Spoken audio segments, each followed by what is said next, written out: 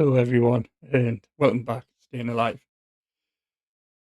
Been a while since I've been on here. As you may have seen, I went on my hollypops. Then I was back a week, and during that week, I started filling up with water again. So, unfortunately, back to hospital I went. The jolly old, wonderful place of hospital. Go look, fidgeting. Gotta stop it. Stop your fidgeting, Kev. Hold your arms, do something. So back to hospital, filling up with fluid. Um, Back up to 76 kilo in weight. Proper non probably most 77 by the time of winning. Out now, sitting back at 72. Um, but I've come on here to discuss what's happened since I've left hospital, what's happening moving forward, and next steps of my journey. And hopefully, you will come along and be part of the journey. You'll help support us. I'll give advice. Hopefully, take something from it. So, as you may be aware if you've watched any videos, you may be them 22 people who've been out there. Thank you very much for watching them. Anyone watching now for the first time, please give a like. Please give a subscribe. Really appreciate it. I'm hoping what I'm doing now will bring a lot of attention in regards to transplant. So this is my scenario now. Left hospital last Friday and I was unsupported when I was given the news. I was always aware that one day I'd need a transplant, but it was sort of dumped on us. I made a short video about not getting any answers, and I got a hell of a lot of answers all in one blow. So careful what you wish for. Be very careful what you wish for. But I was very frustrated because I didn't get any answers. And then they came around 2 days later, and it was a bombardment of we need to now prep you for transplant. We need to look at can your body take it? Is your anatomy okay to take it? Can your liver function sustain it? And the tests need to start now. But prior to that, I was already, I keep making remarks. I hate me smile, hate the way I look. I'd already set on a journey to try and improve visually, be great. Um, this is something that you need to actually have in prepare for transplant if nobody's aware of that. So if you have anything issues with your teeth or anything like that, this can actually hold any transplant because your teeth have got to be in good condition and be in case of infection to be able to have a transplant. So I had my first checkup on Friday for doing the improvements moving forward. And I was given the green light then saying it was the case that we had to start transplant the next week or two. There's no problem with your teeth. Your teeth are fine. Everything else we're doing moving forward is just aesthetically for you. Your teeth aren't in a state where it would stop you from a transplant. So it was some good news moving forward. I do have a few months of treatment moving ahead.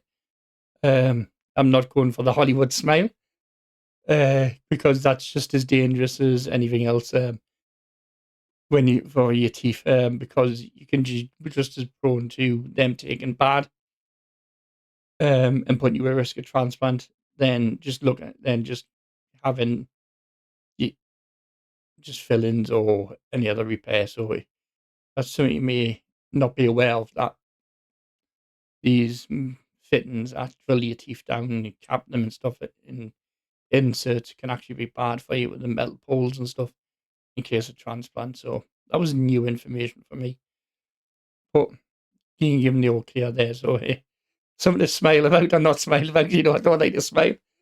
I just don't like the way my teeth are. But I'm dealing with that issue. So next step moving forward is I want to record the entire journey.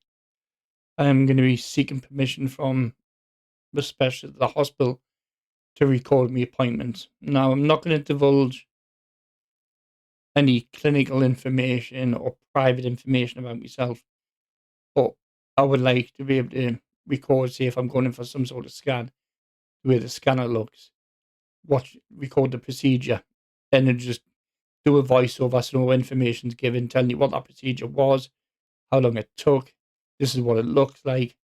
So for anybody out there who maybe, like myself, who one day may need a transplant, hoping to document this journey for you moving forward and explain it all.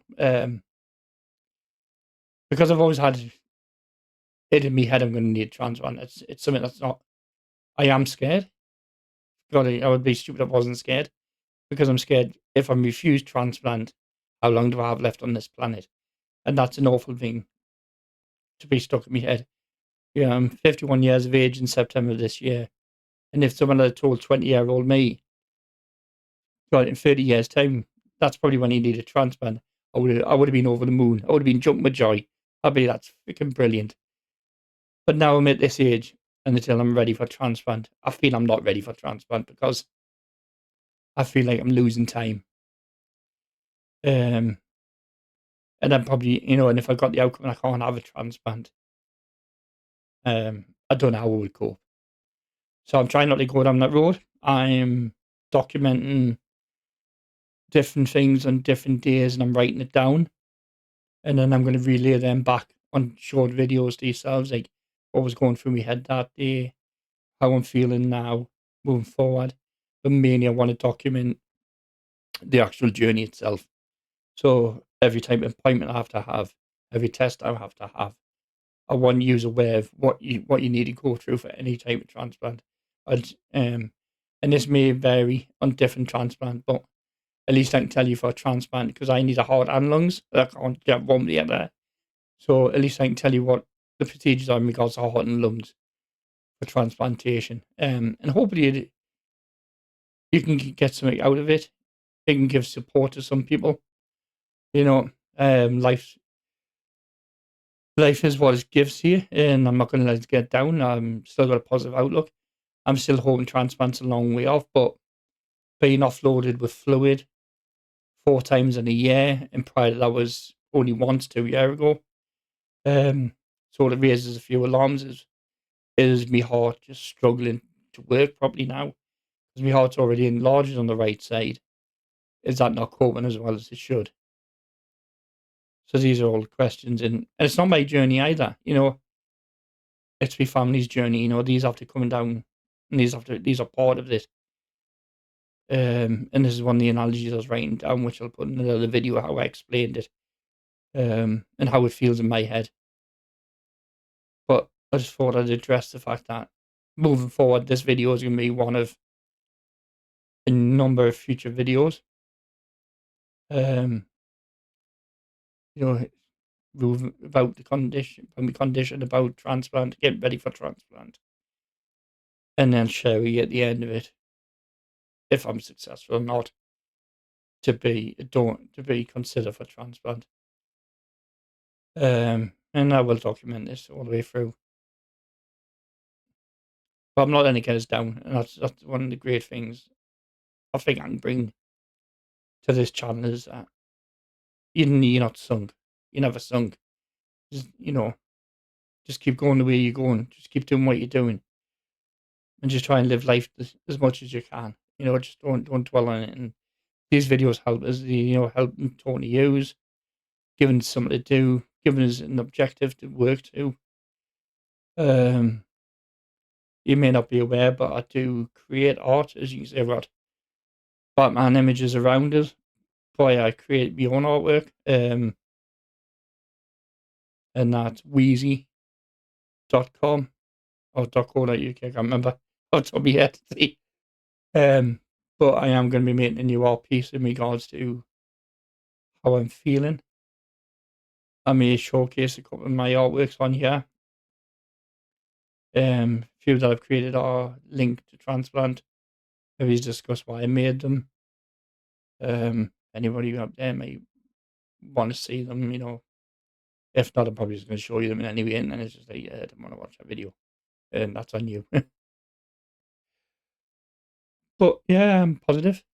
Um, I've told because I'm live quite close to the Freeman Hospital, which is where the transplant would happen. Is I don't need to go in as a patient. I can go in as day cases to get all my tests. Well, that is the case at the moment. That's good. So it means I'm not going to be tied to the bed in the hospital. At least I'm be around, yeah, around my family, doing things I love to do, and you don't just feel normal. You don't feel normal in the hospital bed. It's not a great place for anyone to be, but unfortunately, it is as it is. And if you need to be in there, you need to be in there. Um, I went and spoke to a relative yesterday who had a transplant. Um, Today is the 15th anniversary of her transplant, so well done, Kerry. Fantastic. Still, yeah, 15 years later. Was a pleasure to go to the appointment with you and see what you go through with your lungs. She suffered from CF and she had the transplant. Um, so it, she's still, yeah, 15 years later. She's she's deteriorating, but she's strong willed. Must be something in her genes. That I commend, and I don't think she realizes how strong she is herself. She just takes the same attitude, gets up, gets on with it, and gets on with life. But this is why I want this channel. It's women like her who do not see themselves as some sort of hero. She had two children, was suffering from CF, told she shouldn't because it put her at extreme risk. She then had a lung transplant, told she shouldn't have any more children, and then had to give birth to Precious, our youngest daughter. This is someone who has complete resilience and utter strength to just go for what she wants in life. And she's focused on life as when she understands the outcome of if things go wrong or she deteriorates. And she put plans in place.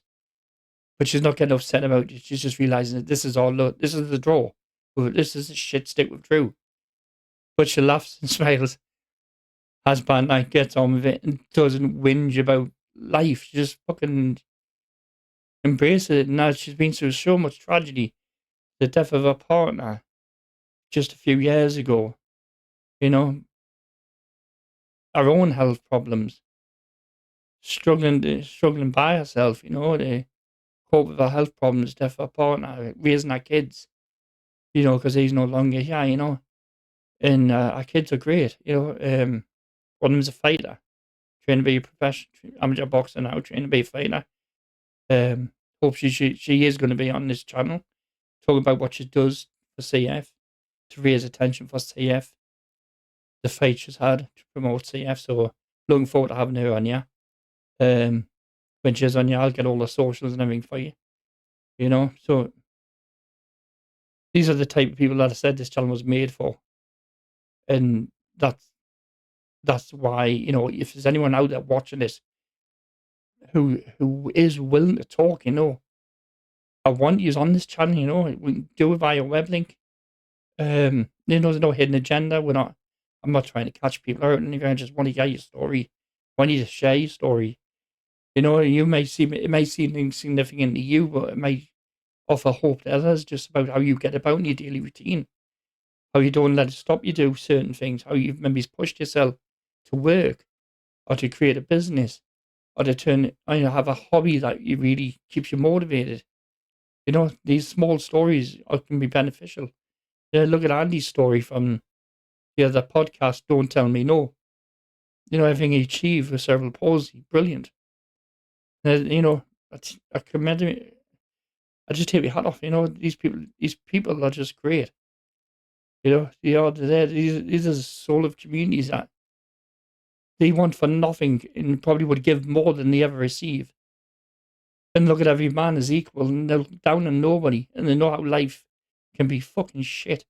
Really fucking shit. But the positive, you share with them. There's a new one